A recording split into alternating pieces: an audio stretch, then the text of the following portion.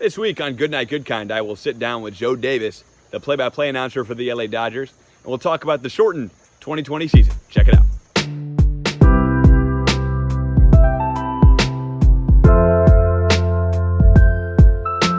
We're in Joe Davis's house. This is episode 1 of, I'm calling it Goodkind, Goodnight. No, Goodnight, Goodkind. It's your first time saying it. First time saying it. Yeah. Get used to it. Joe, how you doing? Good, man. How are you? All right, Welcome. man. Happy to be here. This is like the first Happy. interaction I've had with anyone in sports, so this is nice. First interaction I've had with any person, period, in like 5 months. So Really? no, but it kind of feels like that. Well, thank you, man. Yeah. Consider yourself very lucky and special. All right, cool. Thanks for having us over. Yeah. So, COVID-19, coronavirus pandemic has obviously changed sports. From, I don't know about forever or what this is going to be like, but the day was March 12th, I think. That was the day when everyone kind of found out that we were going to be working from home and that the NBA stopped and where baseball had to kind of change direction.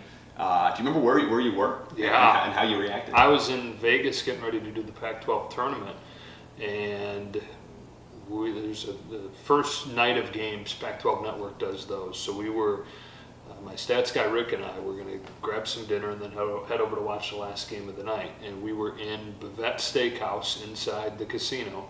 So it's a restaurant inside a building, completely black and dark in there. We go in, great dinner, shut off from the outside world, and we come out and it's like the world was burning down, reading through Twitter and seeing all the updates of everything shutting down.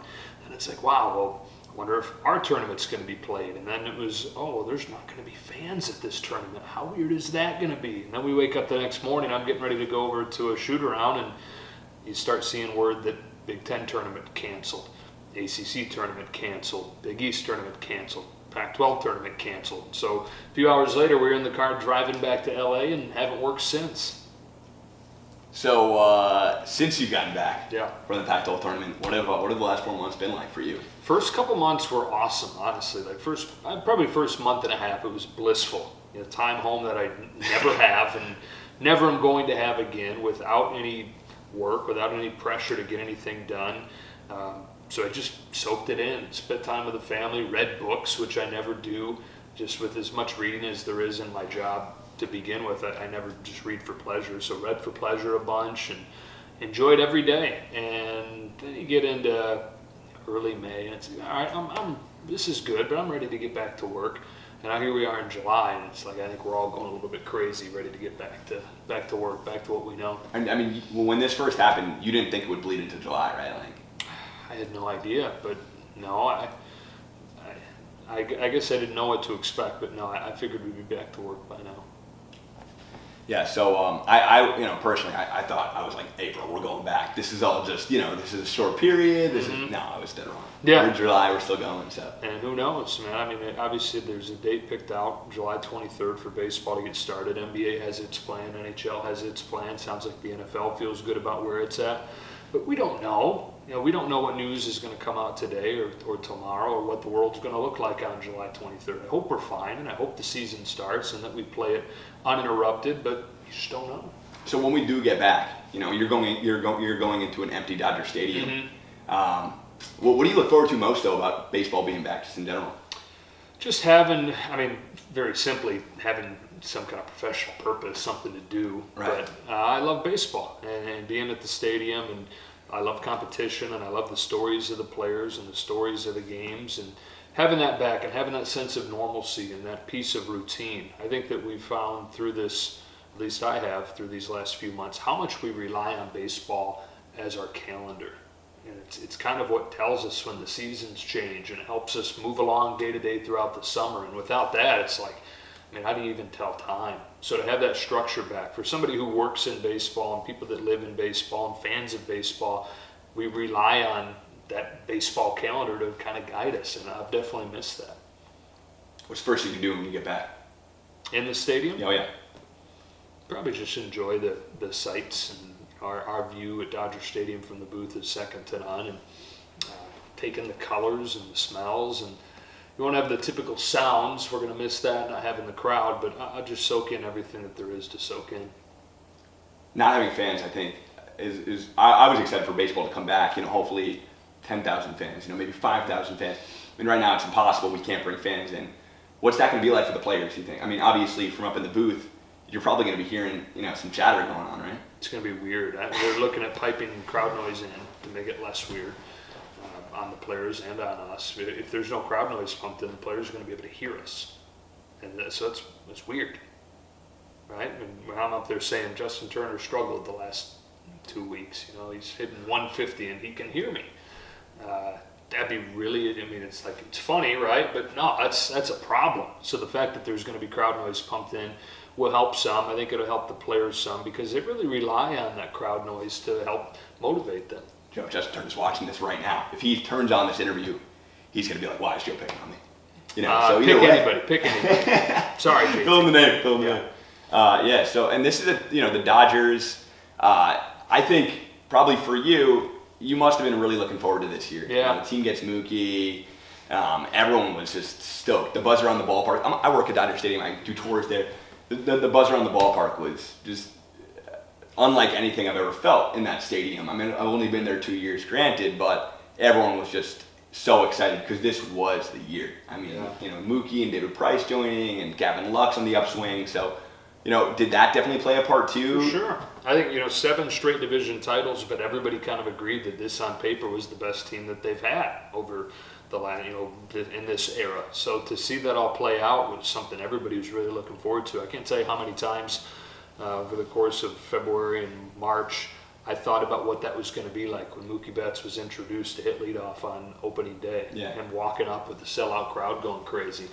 We're not going to have the sellout crowd going crazy, but it looks like we will at least get to see Mookie Betts walk up the home plate at Dodger Stadium wearing Dodger blue and get to experience that. It's going to be funky without the environment around it, but and it's going to be funky in that it's 60 games, but I still think on paper they're the best team and should have as good a shot as anybody. So, this has got to be like the closest thing to 81, right? Mm-hmm. I mean, if 81 was weird because of strike season and they had a first half and a second half winner, but how will this be different than that? It's half as long. I mean, I think it's a great comparison, but that was about 110 games in the strike interrupted season. This is going to be 60.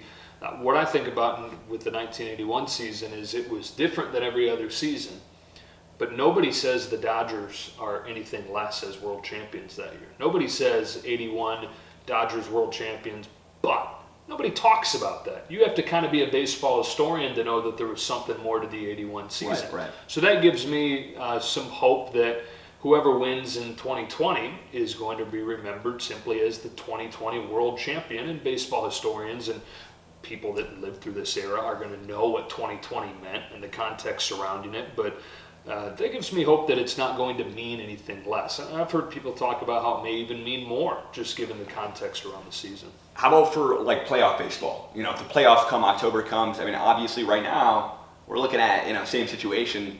And they're probably not going to be fans. So what's October baseball going to be like? Like you said, probably no fans. I mean, you're going to have the tension of every pitch mattering. The great thing about postseason baseball to me is that the next pitch could be the pitch that you always talk about. You never know. So you're going to have that too, but it's going to be weird. And maybe by then, who knows? We have some people in the stands to help, but I don't know. I don't even know what tomorrow's going to look like. Right. And nothing like 56,000. Yeah. There's nothing like that. No doubt. So this shortened season, looking around the league, is this going to benefit teams like the Marlins, or teams like the Reds? Are teams like that, do they have a chance to play in October now 60 game? We no. Reds, yes. I think that it benefits the teams like the Reds, maybe the Padres, the Diamondbacks, who thought, we may have a shot here, but you don't know. And especially mentioned the Padres and the Diamondbacks. We may have a shot, but over 162 games, do you really feel like you have a shot against the Dodgers? The longer the season goes, the more the better teams are going to tend to pull away. And so conversely, the shorter the season is, the better chance those fringe teams have to hang around and have something weird happen. And then when we get to the playoffs, right now we're still looking at same playoff format, wild card, and then 3 rounds. Yeah, which is a bummer. I think it would have been fun this year to be expanded. With the extended. Mm-hmm. Is there any chance that happens, or is that done now? It could, yeah. I think that's something Major League Baseball wants. Not for this year, it's not going to happen, but I think that Major League Baseball will continue to try and expand the postseason. That would be I would love that. I agree with it. Most people hate it, and they don't want to devalue the regular season. I completely understand that, and can be talked into agreeing with that side of the argument. But most people, at least on social media that I see, they cannot understand the other side of the argument, how fun that could be to have like a March Madness type atmosphere over the first week of the postseason. And again, I don't want to devalue 162, but the people that knock the expanded postseason seem to see no value in it, and I think that's a little harsh. Absolutely. I think the NBA, it's fun to see a team, an 8 seed come in and play a 1 seed and, make it a series. And but the NBA is playing 80 games, not 162. Right, right. And there should be something special about being the team on top after 162. Well, and also baseball, I think, no knock to the NBA. Love the NBA, huge NBA fan. Probably my number one sport. But there's more parity, I feel like, in baseball. So, a team, like you said, like the Reds, like the D-backs, they could give the Dodgers, the Yankees with Tampa Bay. That's a series. When you worry if 8 teams, like was proposed, get in from, say, the National League, you could have a below 500 team from the regular season playing a team that goes 45-15 in the 60-game season. And just like that, the below 500 team knocks out the 45-15 team. Not as big of a deal in a 60-game season because I think that everybody's kind of in agreement. Let's do whatever makes sense this year. But if you get into a 162-game season, say you have the 107-win Dodgers playing an 8 seed, just given that hypothetical potential scenario, an 18 playoff on each league, you get a 112-win team who's proven they're the best team in the league, 107, 112 wins, and they get knocked out by an 80 and 82 team.